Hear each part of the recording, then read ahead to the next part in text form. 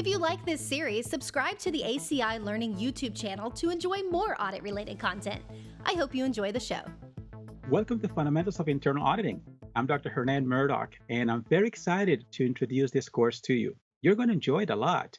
I've been in this field for many years. I'm a certified internal auditor and also certified in risk management assurance. And over the years, I've done a lot of audits in different industries in the US and abroad. Everything from telecom, power generation organizations, manufacturing, transportation, education. So I've seen a lot, done a lot, and I'm very happy to share a lot of these experiences with you. And with me is Kathleen Crawford, who has a lot of experience. Kathleen, welcome. Thanks, Hernan. Hi, everybody. I think I want to start by saying not only am I Kathleen Crawford, but I too am super excited that you're with us.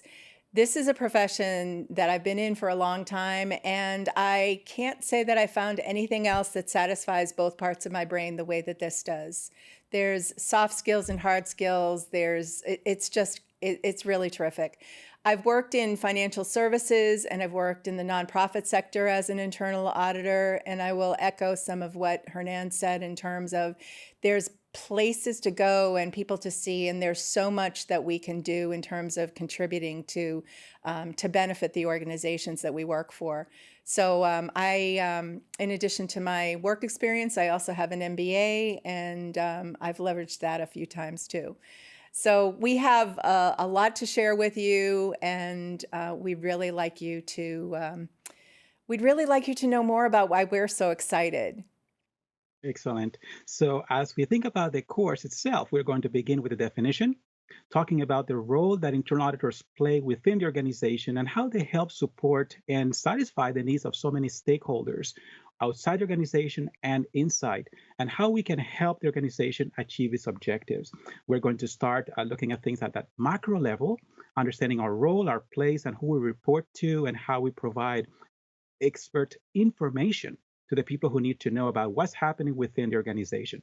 And then we're going to walk you through the entire life cycle of an audit. So Kathleen, tell us a bit about what that entails. Sure. Well, everything begins and ends with risk assessment. So we're going to talk to you about how risk assessment happens in our organizations. We're interested in knowing whether or not systems, processes, and functional areas are working as management intends. And so we're going to look at what those objectives are, what are they trying to accomplish, and what do we see as the possible risks and impediments to them getting done what they want to get done. So our work begins with a risk assessment. We have an annual or a semi-annual risk assessment process that's going to identify a suite of audit projects that we will do. We also use risk assessment in the project itself. So looking at a more micro level at what is going on with this part of the business, we want to make sure that we understand the objectives that they're trying to accomplish and what kinds of risks could get in their way, both internal and external to the organization. We move from risk assessment then into the planning phase of our work. So we're putting together an approach that we think we can accomplish within a limited time horizon. We're also mindful of our team members and their skills and their competencies and their capacity, as well as the standards that we have to follow, and so the requirements of the work, what is expected. We move from planning into what's called field work, and field work is where a lot gets done. There's an audit program that we have to follow and specific techniques that we might use. So when we're trying to understand what's going on with the area, process, or system, we're likely to use either data analytics to select certain things for us to look at, or we might use some kind of sampling. And these are two ways by which we can target what we believe to be most meaningful in the project that we have activated. We follow a work program that has been created in the planning phase. The auditors work together to achieve that series of steps and tests and evaluations.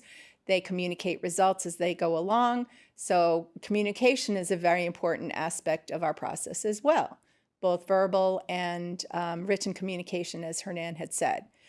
So we want to make sure that we're keeping our clients very much abreast and involved in what's going on with our work and share with them our results As we wind down field work, there are going to be discussions in terms of what went well, what could benefits from some improvement or some changes.